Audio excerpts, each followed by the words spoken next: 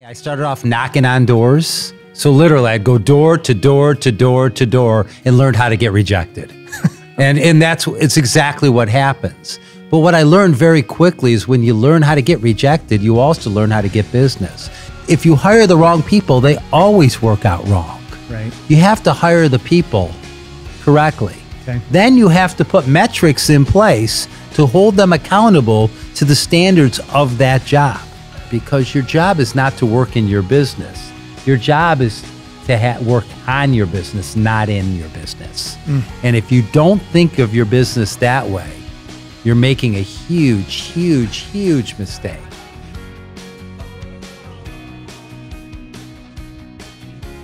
I'm Andy Golding, partner and chief strategy officer for Kripke Enterprises, and I am very excited about today's episode of Toledo Works.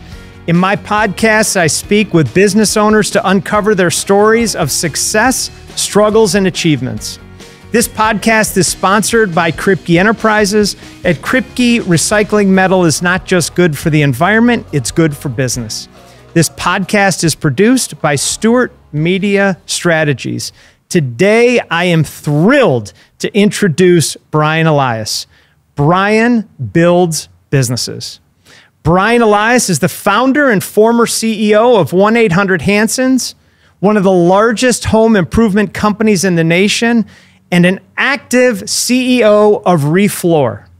Additionally, Brian is a nationally recognized speaker, business consultant, and entrepreneur, and I am thrilled to have you, man. Thank you. Pleasure Thank you is so mine. much. Thank you so much for asking me to come down here today. I really appreciate it. I got the opportunity to meet, and this is why Brian is so kind.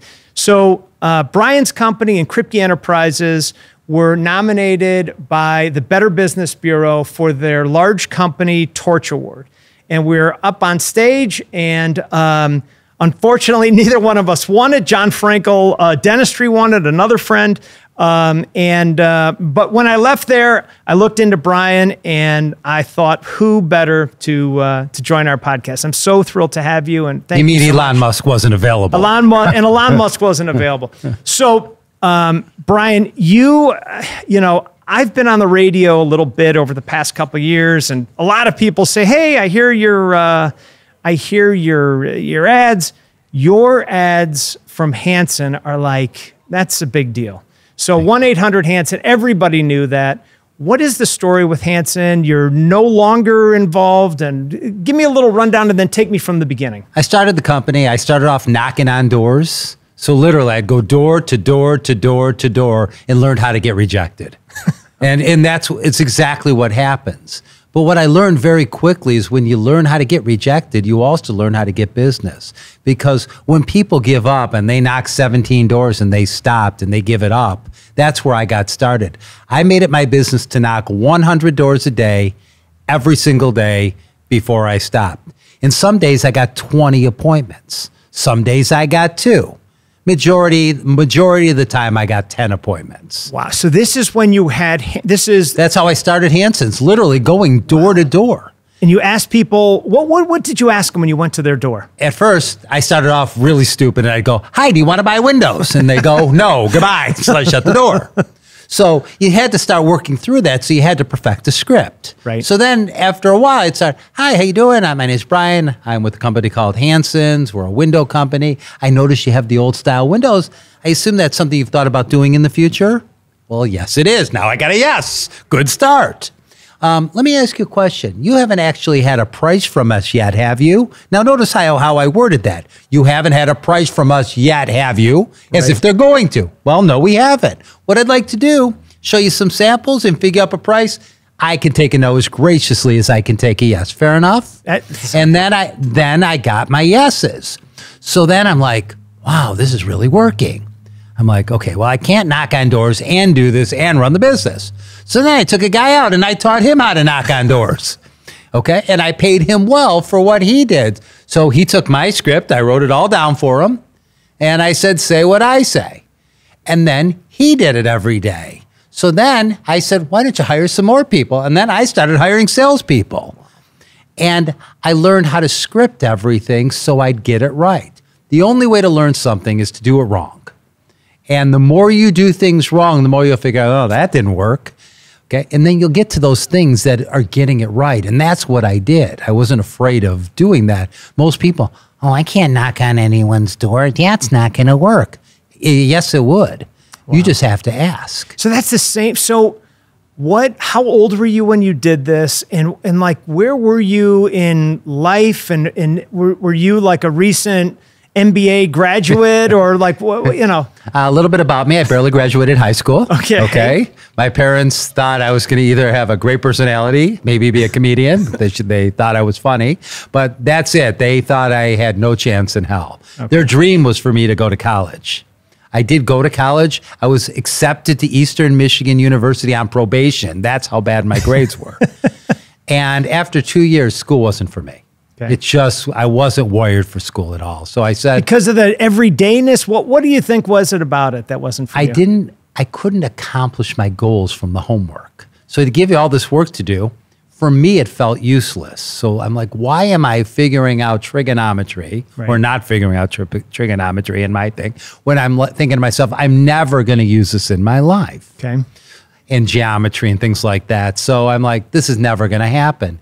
But, you know, I was really working on my social life while I was at school. Right. Oh, sure. But that was it. So I said, all right, this isn't for me. So my father called me up and said, you know, why don't you go work for my friend Mike? He owns a window company. Okay. And he seems to be doing very well because school's probably not for you. Okay. So I hung up the phone with my dad thinking I'm never going there. Now, is that one of those phone conversations that you have with your dad? You make that sound very almost romantic. No. Is that exactly how it went? It was how it went, but inside he was pissed that I wasn't doing well in school. Okay. But he didn't want me not to do well in life. Okay. So he says, go talk to my friend Mike. Right. I had no intentions I hung up the phone, no intentions of calling him at all. Got it. So I'm out with a girlfriend of mine later that day, and I said, you know, I talked to my dad. He wants me to go in some sort of window business. I'm like, I don't know who the hell replaces their windows, but she says, that's funny. She goes, my brother is in that business. And she grabs the phone off the wall because there was no cell phones then. Right. Okay, it was hung on the wall and little push buttons and a long cord. And she phone. says, who do you work for? Turns out her brother worked for my dad's friends. It was a total fluke. Wow. And he got on the phone with me and he says, why don't you come down and check it out? Okay.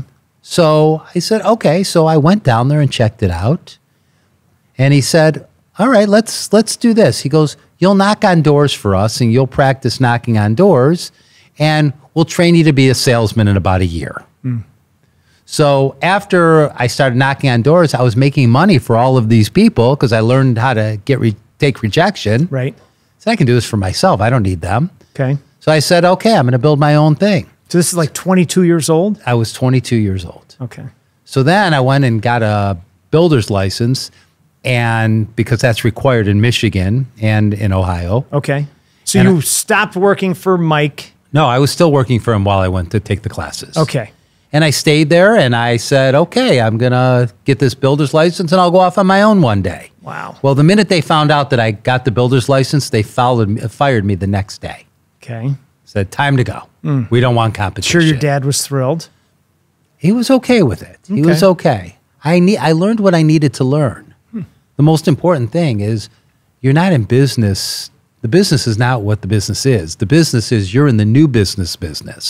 Right. And you have to be constantly focusing on how you're going to get your next customer. I learned that from knocking on doors. Got it. And I said, if I can do this every single day, that's going to change my life. So I decided I was going to be the one-man show. I'm going to sell the jobs and all those things. And then I'm like, I'm going to start replacing myself. Right. Because I realized that your business isn't supposed to be your life. Okay. Okay? Your business is supposed to give you more life. So business, that's a pretty powerful message right there. So basically what was happening is I was doing everything day and night. And I realized that owning a business, the business is supposed to work for you. Right. Otherwise you have a job. Right. So I had a job. And I said, I've got to flip this upside down and I've got to have a business. So I have to have a sales department, a marketing department, a lead installation department, and they all have to run whether I'm there or not. Then you go from having a job to having a business because a business works for you and a business gives you more life. Right. So while I'm sitting here talking to you, my businesses are running. And it's not going to change whether I'm there or not. That's where most entrepreneurs make the mistake. They start off doing the work that it takes, but they don't replace themselves. They don't see how they're going to get to the next level. I was able to see that, how to get to that next level. And when you start putting that out there and start writing down your goals for real, not just saying, oh, my goal is to be rich. Okay, well, my goal is to win the lottery. Okay, right. So I buy a ticket and I'm like, well, I just didn't buy enough of them. If I bought them all, I'd have a pretty good chance of winning, but I'd go broke. Right. So I wanted my business to give me more life, and that's what I built. So that's 22 to when are you, from the age of 22 knocking on doors to the time where your business is working for you, what's the time frame? Unfortunately, it took me about 15 years because I had no idea what I was doing. It was just to make my own. I made $100,000. I couldn't believe it. Right. I thought it was like the most money ever imaginable. Okay. And so after a while, it was a slow learning process. So when I started Hanson's, I started at zero and I built it up to $80 million. I was very proud of building that. Sure. So, and that took me 30 years to do. So in the first 15, so we're in the first 15 years, which is where a lot of entrepreneurs are at. They're in the grind stage. Right.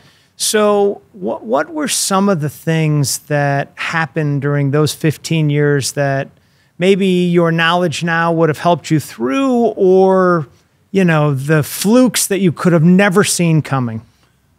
There's three things that will change your life in business: strategy, process, people. Okay. Here's your strategy. Then you make it a process where anybody can do it. Okay. Okay. And then you find people that can execute on those processes. And there's no other way of doing it. Strategy, process, people. And then what do you do next? Repeat. Okay. Do it again. Do it again. Break it. Re-break it. Re-break it. And that's what we do every day. So today, I started a new company called Refloor. It's 3 years old, roughly. And today we'll do $50 million. That's amazing. And doing exactly the same thing that I did at 1-800-Hanson's. Right. The only difference is I now know how to do it. So your 15 years is how many years to get it going faster? I've already passed. Yeah. I've already passed where I would have been. So, and it's because I understand what to do. Right. So somebody says, what do I do? Write down on a piece of paper an org chart. You don't know how to do one? Okay, yeah, Google. They can tell you exactly how to do one. You got, in every business, you got HR. Right. Okay. You got IT. You got marketing. You got sales. You got operations. You got financial. Take each one of those boxes. Like everywhere, every different office around here. Exactly. You fill in those boxes. Right. Your name goes in every one of those boxes. Okay. Until you find the right person that can do a better job than you can in that role. And you fill it in. Not with your friend because you like him and you grew up with him. Did you ever do that? Oh my God, yes. And did you make any That mistakes? was in the first 15 years. Well, did you ever have any that just worked out terribly? They're all gone.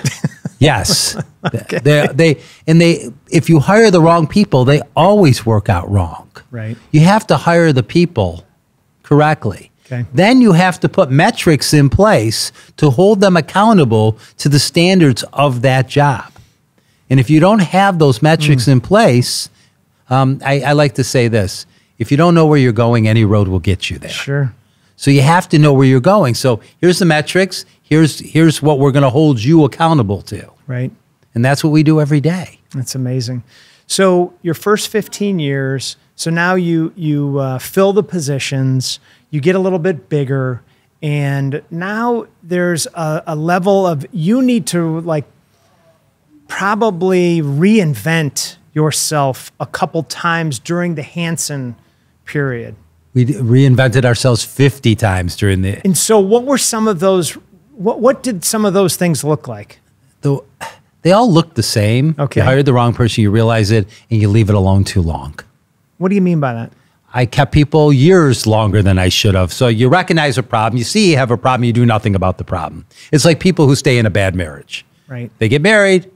The marriage isn't working. They stay in it. They stay in it. They think some miracle is going to change it. Right.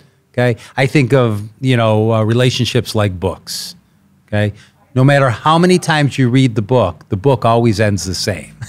Okay. Same with relationships. Okay. If it's a bad book, okay, Yeah. no matter how many, it's not going to get better the next time you read it. Right. So you have to realize, and that doesn't mean it's a bad book for somebody else.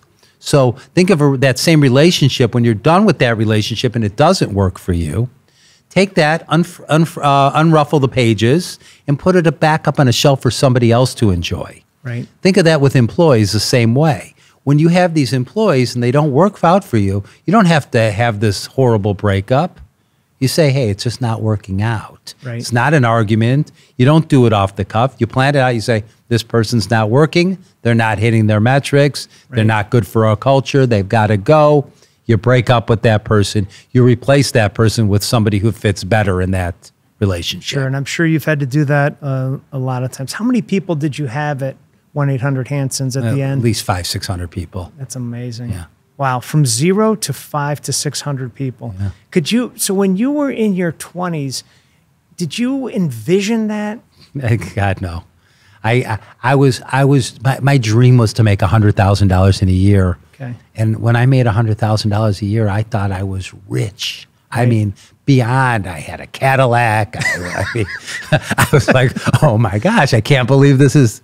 Right. And then what happens is over time, you outgrow your friends. Right. Because the friends that I started when I was in business, when I first started, all those friends, there's still people I'm acquaintances with, right. but I outgrew them. Right. Because once you start getting more successful, you lose things in common with somebody who's not successful. Right. So I found myself wanting to continually learn. The other thing that I didn't tell you about me is I've never read a novel in my life. I didn't read a book until I was 36 years old. What book was that? That was The E-Myth. Okay. It changed my life. The book, The E-Myth, changed your life. Written by a guy named Michael Gerber. Every bookstore will have it. Amazon has it. Read that book if you own a small business. The E-Myth. And you will look at your business different because your job is not to work in your business. Your job is to work on your business, not in your business. And if you don't think of your business that way, you're making a huge, huge, huge mistake.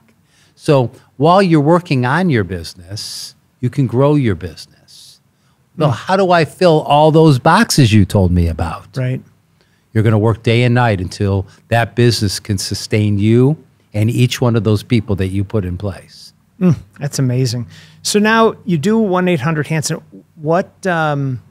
How do you know it's time to not be in the window business anymore? Well, I took a look and I saw what my EBITDA was, which when I started, I did not know what EBITDA was. So that being said, at the end of the day, it's profit. And I realized that I was worth an awful lot of money by selling. Okay. The interest it's a good rate, problem to have. It was a very good problem. So I said to my CFO, let's put this thing on the market. Okay. So we planned it out, put together a game plan, hired an investment banker. I didn't even know what an investment banker was when I went. What does an investment banker have to do with selling your business? I don't know. So if you think about an investment banker, it's like a real estate broker for a house. Okay, so that's your real estate broker for a business. So his job is to package up your business. Got it. No different than the real estate agent says, move that, put that here. We're going to stage your house. Well, we're going to stage your business. Right. And we're going to make it look good for prospective buyers. Okay. So we put this whole package together. We did all the work called equality of earnings, which you do through your CPA. Right. And they put together this whole program, and then you're presenting it why you can take this business and grow it to something bigger by putting money and energy and smarter people behind it. Right. And that's exactly what I did. So I pitched it a dozen times to different prospective buyers. Okay. I got several offers on the business. I took the one that I thought would, first of all, the one I thought would close. Right. Pay. It's a beautiful thing. And so I sold the majority interest, and I still own a percentage of the business. So I'm there cheering them on. Go 1-800-Hanson. Sure. That's amazing. And so that was the path that I took. Well, then, you said you're worth a ton of money. I didn't say that, did I? Well, you said, yeah, I think you did. We'll check the film on that. So now you sell your business. You're worth a ton of money. It's time, isn't it time to move to Bahamas or Florida or Hawaii? Why are you back into business again? Well, there's a couple things. Number one, I love my wife. I'm serious, the best wife. I hope she listens to this one day. One of her friends are going to say, oh, he was talking about you. I married above myself. Okay. I dated her for a long time. That's great. She's beautiful. She's nice. She's kind. I come home to my best friend. That being said, I don't want to spend every day with her. Okay? All day, every day. This is probably not the first time she's heard this. No, and it's not because we don't have what to do. I need those challenges of, when you build something and you're building these businesses, right. I need the challenge of doing that, and I'm just not done hanging my hat up. Second thing is my son is 26 years old, and he's actually my partner, and I actually legally work for my child. Okay, so he's the CEO or the... I'm the CEO, but he is the majority stockholder. Okay. And he could probably fire me tomorrow, and I'm okay with that. Right. So I get to wake up every day and go to work with my kid. The other thing is, even though I might have a couple of bucks, I want to go to work and pretend I'm broke every day, and that's exactly what I do. So it's starting over. How did I do today? I look at my sales numbers every day to make sure that I'm performing at the level I believe we should perform at. So I read in some of your bio that is one of your philosophies, to start work every day thinking that you're broke. And I do that every single day. I pretend I have no money. Even when I go to the mall. I mean, that's such a fighting attitude. Yeah. That is like a fighter's, that you just want to get in the ring and fight. I play to win. It's not. Wow. I know this is going to sound silly. There's nothing I want to buy. Right. If I you want for it, nothing. I get it. I am so beyond blessed. Right. That, I have a beautiful It's probably car. not because you have everything you want. It's just because you don't have anything that you want to buy. Let's put it this way. There's a saying, I want for nothing. I didn't understand what that meant when I was younger. I do now. Right. There's nothing I want for it. It's not like, oh, God, that'd be so nice if I could. I can. You just want to be in the business world, fighting it out and proving that you are on top. On top of that, I get to tell my story to all these people. Right. Okay, just like on your podcast, I tell my story all the time. Right. If I can do it and barely have graduated high school, anybody could do this. That is a... so, yes, anyone can do it with the exception of this. You have to be able to knock on 100 doors a day. You have to be willing to get your hands dirty and do the work. Right. And you have to be willing, the more important part is teaching somebody else how to do the work, to write the process, to teach the process. If you're not willing to build somebody else, you can't build. There's a saying, a rising tide rises all boats. Yes. You have to lift others to lift yourself. Man. So, do you have that same philosophy, that fighter's philosophy in other parts of your life as well? Everything. Really? Like what? Everything. Like what? I want to have the best marriage. Okay. So how do I do that? Well, I said, there's my strategy. Well, my strategy is I'm going to have the best marriage, and I'm going to make sure that happens. What's my process? My process is easy. I'm going to do something nice for my wife every single day of my life. Right. And that's the response that most people get. Because it's hard. Do I have... Actually, it's not that hard. It's a process. Okay. If McDonald's can serve billions of dollars worth of burgers with people that have barely graduated high school in many respects, why can't I have a good marriage? All I have to do is do really kind things for my wife. What do I have to do? A little Post-it note that says, honey, I love you. I'm the luckiest man alive. And put it on the mirror in the shower. Send her a text message. Buy her flowers. Take her out. Tell her how important she is to me. Show her how important she is. And by the way, everything I'm saying to you, well, that sounds like a big act. There's no act. I set myself a mission that I was going to be the single best husband out there. So she now brags to her friends that I am the single best husband. Why is that? Because I am. Right. She doesn't have, and none of her friends go out of their way for their wife or the husbands do what I do. So I set the standard well beyond of anything that she could find. So I'm making sure that I put her at the top of my life above everything else with my child and family, Sure. but the same thing. So the two words that you don't use, which are kind of interesting, but are really part of your fabric, are discipline and brand. And For sure. how come you don't use those words? Well, first of all, discipline is process. So I'm just using a different word. But by choice. It is by choice Right. because discipline sounds yucky, Right. but Right. process sounds easy. Yeah, it does. So it does. I know right now if I wanted to work out and be extremely muscular and have the best build, Sure. I know exactly how to do it. Right. No one has to tell me. I need to go to the gym. I need to follow this list of exercises. Right. In about 1 minute, I can find it online. So if I want to follow that process, Right. and that becomes my priority in my life, I know what to do. So you have to do the same with business. You have to do the same with relationship. But you realize you can't do the same with everything. So in order to do some things, other things have to give. Right. Because there's not enough time in Sure. a day to do everything you want out of life. So you pick what's important to you, and there is no wrong answer. I get it. I Yeah. could tell the guy who's got that great body at the gym, and I'm looking at him, and I'm like, I know exactly how he did it. He followed the process. Right.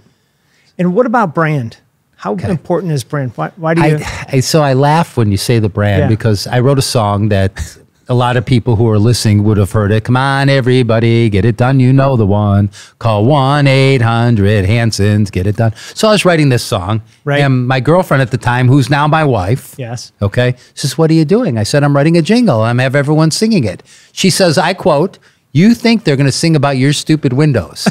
I said, you're going to be eating those words because what I understood was the power of repetition in television. Right. If I keep repeating something over and over again, yeah. people are going to remember it. Right. So that's what I did. So I wanted to make sure that I was on the forefront of the consumer's mind. So I'm like, so I pictured in my mind, what do I want the customer? I want them swaying back and forth, singing about my windows. So that's what I did, and that's what I built. And now I know that kids in schools everywhere were singing my song. And what would happen is people would just call, what made you call us? Well, I heard your jingle. Right. And they knew it. And then I told them what to do, get it done. So they did. It's amazing. So that's love how I built it. That's great. That is. Are there any? Now you've worked around this, and I've asked you a couple different ways, so you've worked around it. But I want you to, if you can, be a little bit more specific. Okay. What failures have happened along the way? What shit broke along the way? Bad hires. That's it. Bad hires. Bad hires, not making decisions quickly enough. Those are the mistakes. And they're the mistakes I see all over the place. Oh, and the other mistake is thinking you can do everything yourself. My job is to figure out how to do nothing. So my job is to think, which is the hardest work there is. Right. So if you're not thinking, you're working. Right. And I see it all the time. I'll see somebody at work and they'll save $11 on their cable bill because they called and sat on hold with Comcast. Right. So I call that jumping over dollars to save dimes. Right. If I'm on the phone with Comcast saving $11, okay, and I make $500 an hour, I've lost $489 that hour on the phone with Comcast. And that's how I think. So I don't want to do work that's beneath me. Right. And I don't mean that in an ego way. No, It sounded like it is. But if I'm doing that work, I'm not doing $500 an hour work. Right. So I have to be thinking, how am I going to do $500 an hour work? Right. So, so now you've sold 1-800-Hanson, and you go into a similar home business, but it's not necessarily the doors and the windows; it's the floors. Right. How did you pick that business? Oh, it's easy. I signed a huge stack of documents that says you can't sell windows, siding, and roofing anymore if you want to sell to us. Okay. I looked at the paperwork. I looked at the total. I said, I can do this. I signed it away and then thought to myself, I'll figure out what's next later. And I said, what can I do? So when I sold Hanson's, part of my deal was I had to hire a CEO to replace me. Right. So I hired a guy named Steve Silvers. You don't know who that is, but he's the former CEO of Empire Today, the national flooring company. Yeah, sure. So he said to me, he goes, Brian, he goes, you're really good at what you did here. He goes, why don't you do flooring? That's what I did. He goes, You'd kill it if you took some of your principles.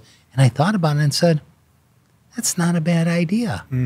So I put together a plan, okay, literally on the back of a napkin. I mean, took a piece of paper, said that this is how I'm going to do it. And I said, my mission at the beginning of the mission was to build the largest flooring company in America. And then I figured out how I'm going to do it. And I wrote down my game plan, which is not so, it changed, but not that much. And I was going to put an office in every major city. So far, I have 8 offices. I've got 4 slated for next year. I'll be at 12 offices next year. Okay. If each office does $6 million, that's $72 million. So all of a sudden, I'm going places. Right. And I tell this story from when I was a kid, and I think it's a good story. I had a next door neighbor. My parents moved into a house, into a condo, and the next door neighbor had this beautiful Mercedes-Benz SL600 convertible. So I used to drive by the car, and I was like in envy. I'm like, I wonder what this guy does. Oh my gosh, I got to figure it out. I was probably only 18 or 19 years old. So one day he's outside washing his car, and I'm thinking about it, and I got scared, and I said, I'm going to walk up to him and ask him. So I walked up to him, I go, can I ask you a question? He says, sure, Brian, what can I do for you? I said, what do you do to get this Mercedes? You live next door to my parents. He says, I'm in the Little Caesars business. And I had heard about the business. I said, don't those places only make like $500 a week?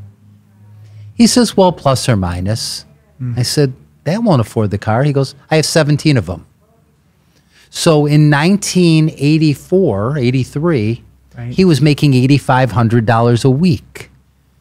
And I realized that the more you can magnify and multiply, your growth becomes much faster. So 17 Little Caesars, he probably has 300 or 400 today.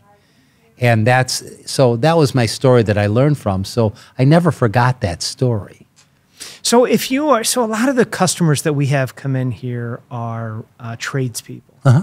What type of advice would you give a tradesperson to grow their business? Number one, don't be afraid to knock on doors. Okay. In fact, I encourage you to knock on as many doors as you can. The more no's you get, the closer you're going to get to a yes. So knock on doors. Figure out how to get in the door you've always dreamed of getting into without getting in.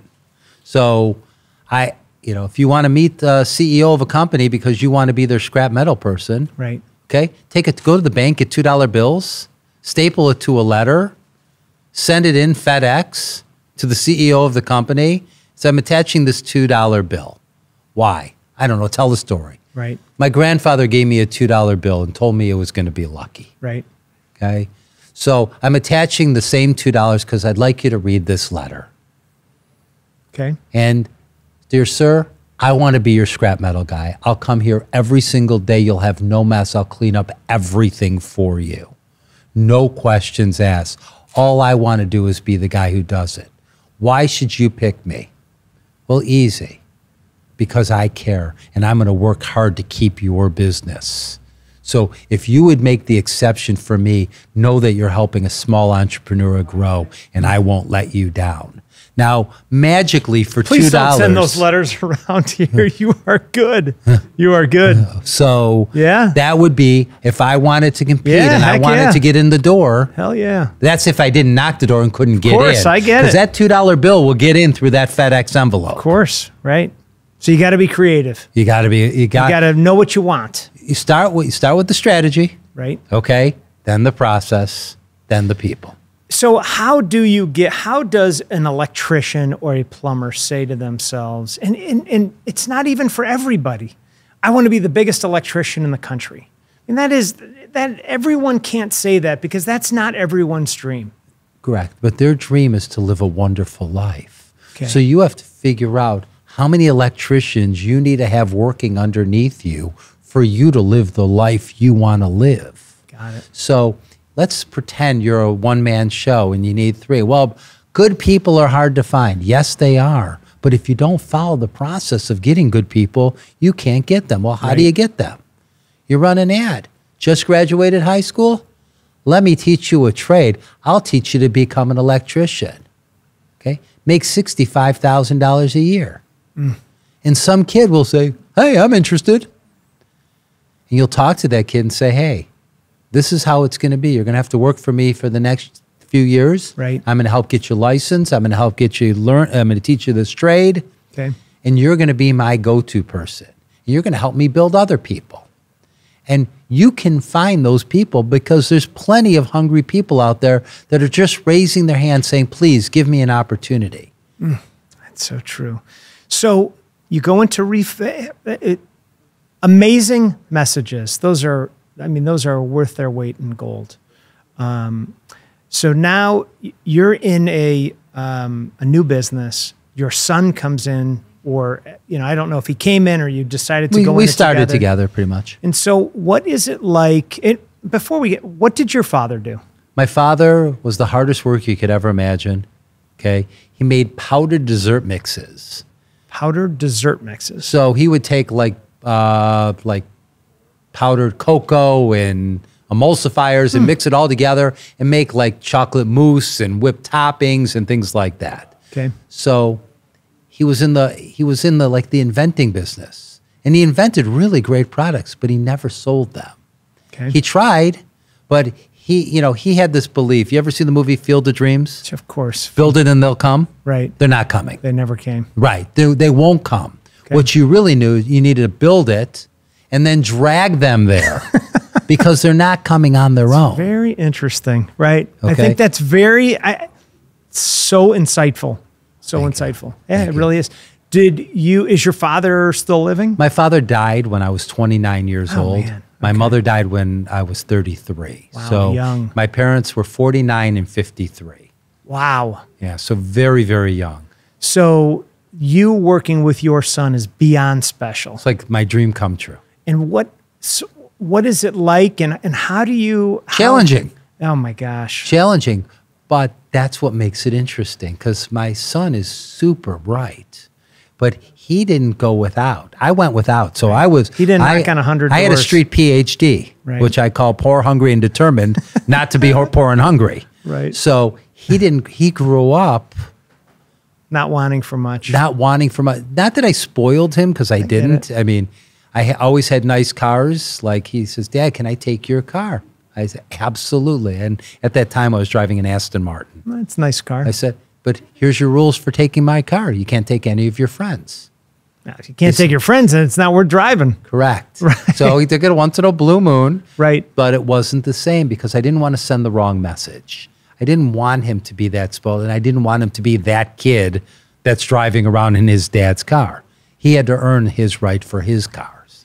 But does your son, your son's name is Daniel. Yes. The fire that you have in that incredible competitive streak that you have and your desire to win, that's hard to teach. I get there's a process, and it's even harder, when it's your son, you can't replace your son. What I realize is we're all different and we have different ambitions. Right. He wants to be successful. He's willing to do the work, but he doesn't have that same fire. But I'm much more volatile. I'm much more, let's go, let's get him. Right. He's consistent. We're going to do this. We're going to do this. So he's process driven. So he sets up a winning process, which is probably much more sustainable. So what I do is I'm the type of guy to take a business from 0 to 100 million. Right. And I'm pretty good at that. Yeah. He's the type of guy to take a $100 million business and take it to $1 billion. So he's much more process driven, which is what you have to be when you get that big. People just don't realize it. So when you are process driven and you're 28, you don't know a lot of processes. So your dad is going to kind of assist you in which processes have worked for him. Right. So he takes my ideas. Right. He says, I get where you're coming from, Dad. Let me put that together for you. And he'll write out pages and booklets. I build all my businesses with one thing, a simple checklist. Okay. How do I install Windows? Make sure that we have the address. Make sure we got both their phone numbers. Make sure we get all the right measurements. Double check the measurements against the salesman's. And I followed an entire checklist of processes. He wrote out the entire process, every word we say to a customer, everything that we do from start to finish. So we're building the business as if it's already a $100 million business. And that's why we can grow so fast. Right.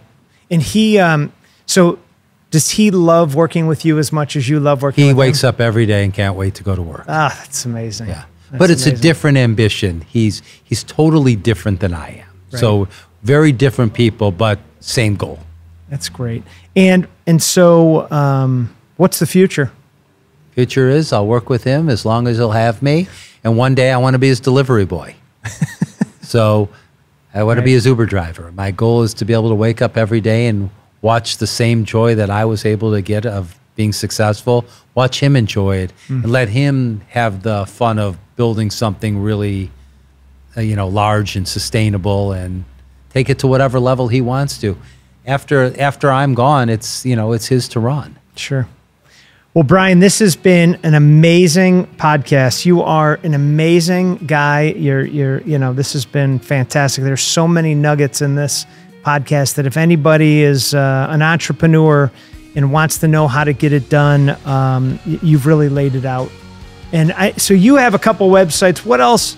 Do you have opportunities for people to get in touch? Do you do the consulting? Is there anything? I'm easy to find. Find me on LinkedIn. Okay. If you need anything, I'm there.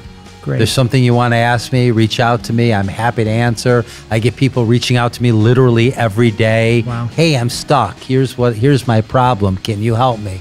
And on my drive home, I try to reach out to anyone who reaches out to me that day. I try to reach out to them and help them through their stumbling blocks. Usually I find that most people are their own worst enemies, and I tend to point that out, that they'll figure it out after they talk to me. Wow. But if they want truthful answers, they're going to get it from me. Brian, you're amazing. I really appreciate it. Thank you so much. Thanks for being here. Thank you for having me. You got it.